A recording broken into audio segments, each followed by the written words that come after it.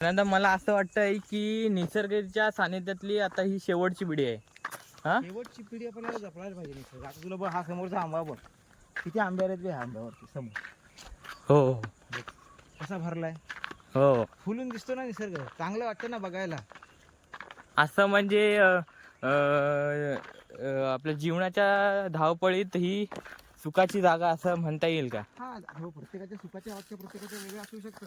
हा आता आपल्याला निसर्गात चांगलं वाटतं, हा.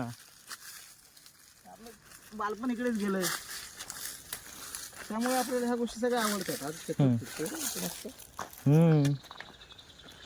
कोकण ते कोकण काय, कोकण ते कोकण. आता ह्या पुढच्या पिढीने हा कोकण आपला जपायला पाहिजे.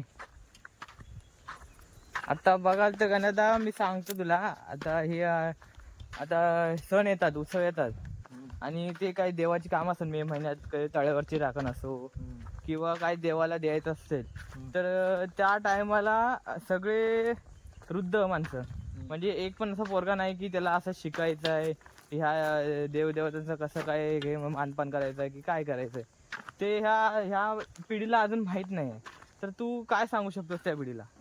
पिढीला माहिती नाही म्हणजे ते बघ, ते आपल्या आपण त्याच्यामध्ये बघते, तुला जर त्या गोष्टीची आवड आहे तर तुला तिथे स्वतःहून पुढाकार घेतला पाहिजे, किंवा आपली जी पूर्वज पिढी, आपली जे मोठी लोक आहेत त्या लोकांनी आपली जी मुलं आहेत त्यांना तिथे पुढे आणली पाहिजे. हो, त्यांना त्या गोष्टी सांगितल्या पाहिजे. तुम्ही करता ही गोष्ट ठीक आहे, हो, चांगलीच आहे, तुम्हाला माहिती आहे, पण तुम्ही आज त्या करताना तुमच्या मुलांना घेऊन या त्या ठिकाणी, त्यांना सांगा हे असं होतं म्हणून. ती उडबस केली पाहिजे मुलांची. हो.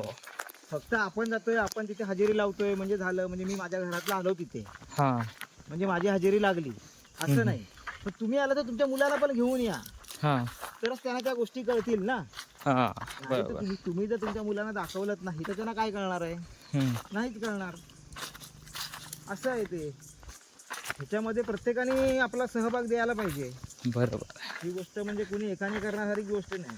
ही जी आपली संस्कृती जपायची आहे, ती संस्कृती सगळ्यांनी जपायची आहे, सामूहिकरित्या जपता आली पाहिजे ती. तर गणेशदा, आता म्हणजे पहिल्या काळी पहाटे पहाटे वासुदेव यायचा, पण आताच्या काळात तो वासुदेव कुठं लुप्त झाला आहे ते आपल्याला माहित नाही. पण तो वासुदेव आहे कुठे अजून काय माहित कोणाला. पण ही जी परंपरा होती वासुदेवाच्या पूजायची, हे बघ, आता बघ, हे बघ, हा, हे तुला तर दाखवतो. हे झाड, हे बघ, हा कोकणचा मेवा. आता तू ड्रायफ्रूट खाण्याऐवजी ह्याच्यातल्या जर बिया खाल्ल्यास तर ह्या तुला ड्रायफ्रूट सारख्या पेक्षा चांगल्या लागतात. समजलं? आता ही जरा हे झाली, एखादी आपण बघूया दुसरी भेटते काय. पाऊस पडल्यामुळे ना ह्या थोड्याशा नरम पडल्यात. हे बघ, ह्या जी बिया आहेत ना, ह्या खायचो आम्ही लहानपणी.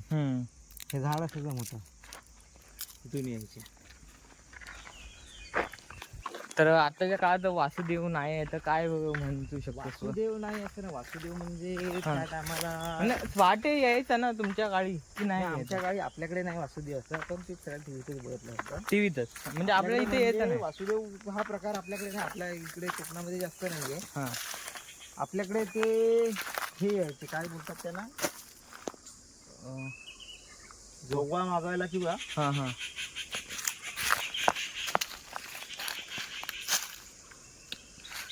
जंगली आंबा आहे,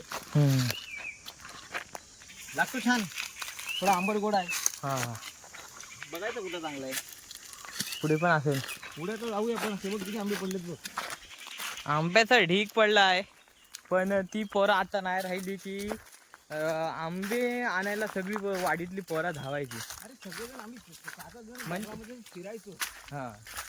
भीती पण वाढायची नाही, एकटा फिरायचो. मी एकटा फिरायचो, म्हणजे मनामध्ये सगळं वाटत नाही कोण येईल प्राणी पण. आता एवढा हे झालाय ना की बाबा काय कोण वाघ येईल काय येईल. हा आंबा बघ कसला मोठा पडलाय, आहे ना. हो, मग एक नंबर गोडंबा आहे. असा आंबा मिळणार नाही, हा जो रसाळपणा आहे ना. आणि हा निसर्गात येऊनच चौकला पाहिजे. हे सहजरित्या आपल्याला बाजारात मिळेल, बाजारात विकायला मिळतात, पण तू निसर्गात येऊन ह्याचा अनुभव घे ना स्वतःहून.